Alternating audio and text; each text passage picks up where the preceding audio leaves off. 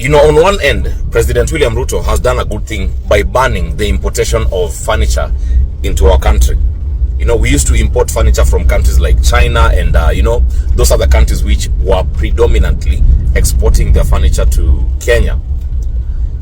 Then there is the part where the president introduces logging from Mau forest. That is if you're a lumberer, lumbering, do you know lumbering? Mlikuwa mnaifanya kwa social studies ama GHC.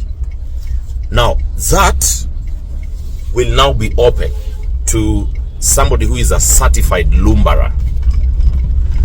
But now the problem is this: Raila Odinga's legacy, one of his legacy is the Mau forest ilikuwa inafaa iwachwe hivyo venye iko. Like, somebody should not actually occupy Mau, and somebody should not come and do what you will call lumbering in Mau. Yeah? So, on one end, President William Ruto has done a good thing. On the other end, the legacy of Raila Odinga about Mau forest, which is a water catchment area, shattered. Be the judge, bro.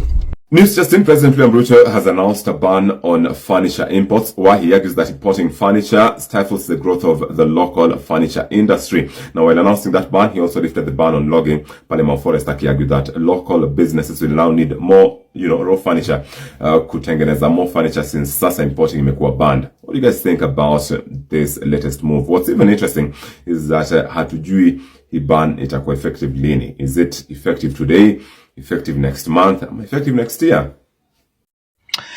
It's quite unfortunate that in our beloved country, Kenya, we do not have a president. We have a broker and a snake oil salesman. The presidency has been reduced and watered down from being a symbol of unity to a symbol of wealth, opulence, and ostentatiousness. Anything this government does is not by default, it's by design. And the moment you see Kasongo championing for something or pushing something, just know he has vested interests. Nothing he pushes is for the greater good of the nation. It's for his own selfish interest, that of his family and that of his cronies. Now look at this proclamation he has made. He has uplifted the ban on logging. And these are roadside declarations that are usually made by politicians when we are around the corner gearing up for a general election. Because something like this is not something you just ululate in public. It is something you sit down with the stakeholders and you meticulously plan it. Even if you're going to uplift the banning, it has to be done within structures. There has to be some formulation. There has to be some oversight to ensure that we do not just cut everything down, because now the president has said there's no more banning on logging. And one thing we have to understand, this is the same man who was championing for the climate thing. Today, he's doing the opposite. And that's why I tell you, politicians will say what they don't mean, and they don't mean what they say. Whatever they say is always for political mileage, expediency, and posturing. Now, we all know the benefits of trees. Trees improve, one, our air quality. They combat climate change. They help manage water, which is quite crucial and important, that one. They prevent soil erosion. And they regulate temperature and climate. And also they support biodiversity. Now, in retrospect, let's go back to 2012. Now, this Mau forest issue was a thorn in the flesh. And at that time, the Right Honorable and the late, may his soul continue resting in peace, Raila Odinga, stood steadfast and was a champion that those people living within the Mau forest should be evicted, because that is a major water catchment area, and any human activity within Mau will be detrimental to that water catchment area. It reduces, even the water we use in Nairobi comes from there. And Raila was steadfast to the point he said, if it will cost him his political career, so be it. But I stand with the truth. At that time, the people did not appreciate, but now you're seeing it's coming to light. It's coming to light. And indeed, Rift Valley did not vote for Raila. They did not. They instead voted for Ruto. And that time, Ruto was against the eviction.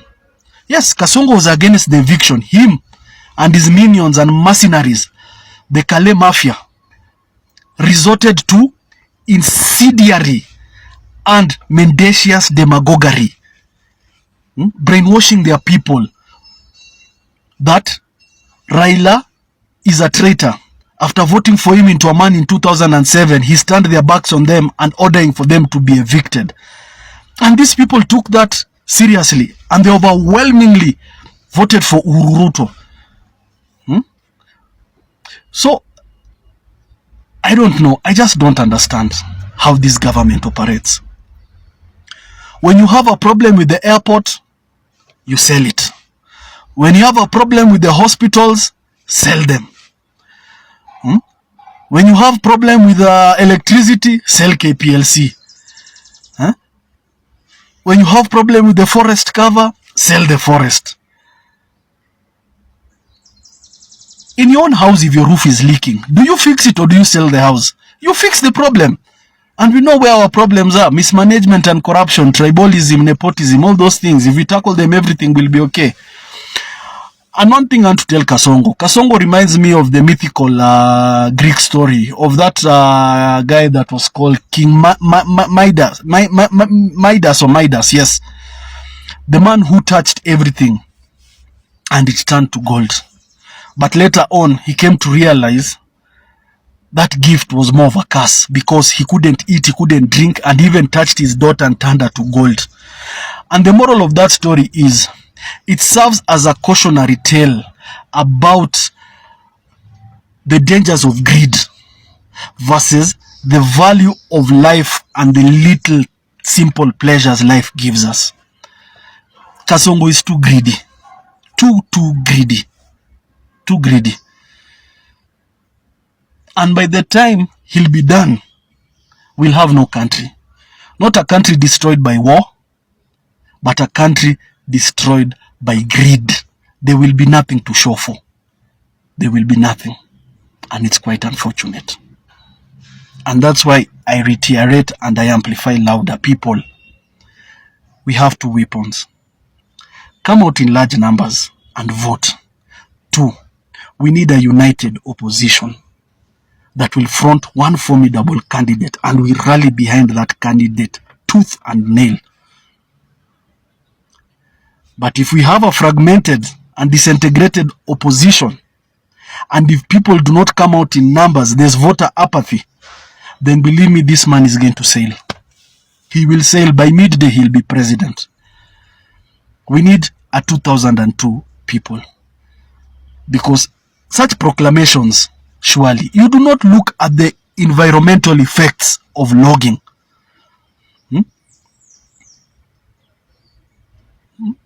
And we all know he has interests with the affordable housing. Maybe his construction company no longer have wood. So now they'll use that.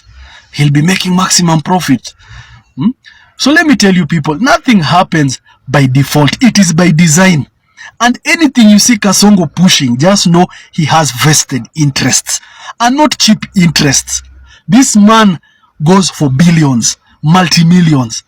Usio mtu wa kufukuza milioni 1, milioni 2, milioni 3. Those are peanuts, a drop in the ocean for him. So just know it's by design. it is something premeditated and calculated, and the benefits washajua ni nini. Stay awake, people. But 2027 is the day of reckoning. That is the day of brimstone. We either perish or we succeed. Hi Kenyans, mi sina maneno mingi. All I want to say is Ruto must go, like yesterday. Bye. Ati black chocolate ni fine melanin bana kutoka nikapate. Kanapenda kenye mi wanapenda, so kanapenda toto chupa na haga nono. Madam na kudai, umedunga mini na unapenda mangwai. Una dance fit, unawacha nikismile. Ama niko high, jua life is nice. Kono moja mbele, gine yenderembe. Pile up, yoni